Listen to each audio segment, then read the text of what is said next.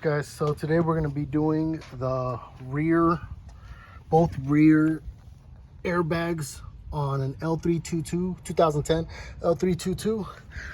The tools that we're going to need are an 8mm wrench, 8mm socket, 10mm socket or wrench, 12mm wrench, and a flathead screwdriver. You may or may not need it, and those pliers to remove the top.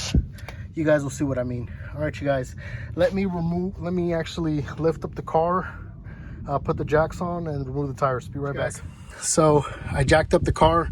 The car is high. I recommend putting a block on the bottom, lifting up the vehicle, and when you're putting it back down, place your jacks there on the straight frame.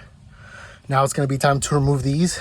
Give me a second. So these are going to be an 8mm. You're going to have 1, 2, 3, 4, plus these two things to remove. All right, give me 1 second. So there's actually one more up top over here, and that's going to be a 10mm. And when you remove it, it's going to look like this. All right, now it's time to remove the liner. I'm going to, actually I have to remove these two Phillips screwdrivers, but I'm going to remove the liner and we could get to business. So we got some issues. We started on the rear left, and usually there's supposed to be the valve block up there.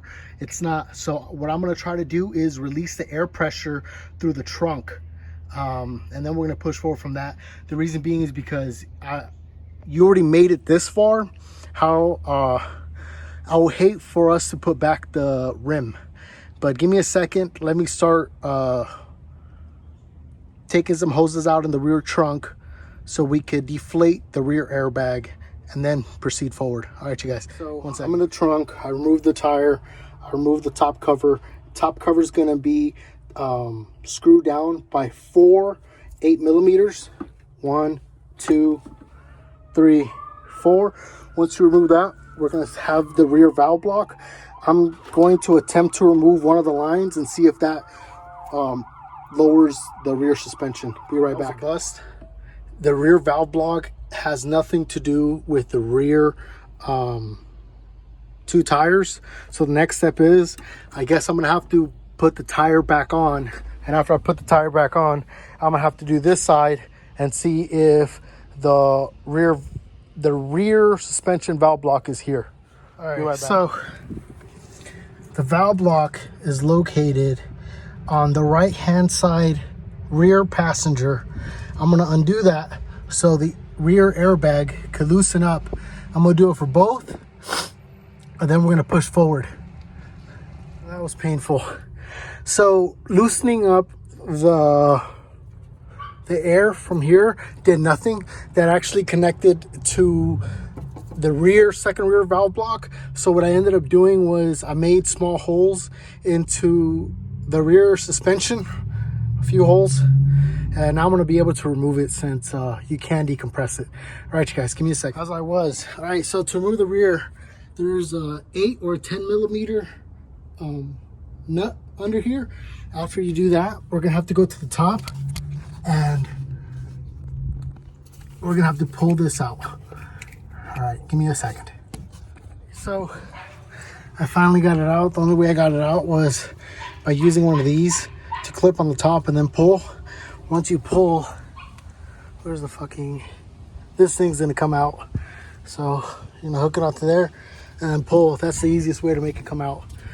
All right, and now that I got it here, you're gonna twist it to the left a little bit. Make sure not to damage the hose. Undo the hose and then push forward from there. So squish the new pump down with the little hose still in it. So take this hose out, squish it down. Once you squish it down, put the whole little thing back in. Now you're able to align it. Once you align it, also don't forget to remove this old thing, the brass. So all you have to do is stick the line in. Make sure that this is tight though, not too tight, but just make sure it's tight, and then you put it in. Do one side. Now I'm going to do the other. We're gonna grab this, put it inside there, and you know it's the rear when it has these two holes. So this will actually go in the rear. Also, I forgot to mention there's 1, 2 screws there. All right, you guys. I place the jacks here, there, and now we're gonna remove the bottom 8mm, and we're gonna do the top. All right, stand by. Also remember to use that little hook thing to get in there. Make sure you put a little flathead here, lift it up. As you're lifting, get a pry bar, put it under here, pull up. As you're pulling up, you're gonna make this come towards you. But before you do that, make sure to get that pin right there. Stand by. So up top, if you can see that little gap, that's where this went in. I stuck it in there and yanked it out. Now I'm able to remove this, tilt it on its side, and remove the line. So where's it at? This is the metal brass that I was talking about that we're trying to take off. You can either pull it off or split it in two. It's up to you. I'm just gonna pull it off. After I pull it off, I'm gonna pull this off, install the new part, and then all you have to, when you install the new part, make sure that it goes in the correct hole. There's only one hole that it goes in the bottom. Lastly, all you're gonna have to do is insert the tube in, the air tube in, or the air line. There you go, the air line in, and you're good to go. But make sure also that the fitting on the air suspension part is fully tightened, so you won't have any leaks. All right, you guys, be right back. I ended up connecting it at the top first. The reason was because I forgot to extend the standby. Is this thing even in? I forgot to extend the darn airbag.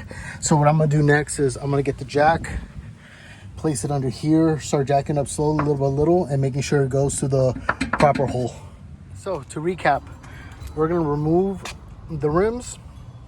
We're gonna take the 8mm bolts out, and once we're done doing that, we're gonna move the fender liner, the rear fender liner. That gets removed. Once that gets removed, at the bottom of the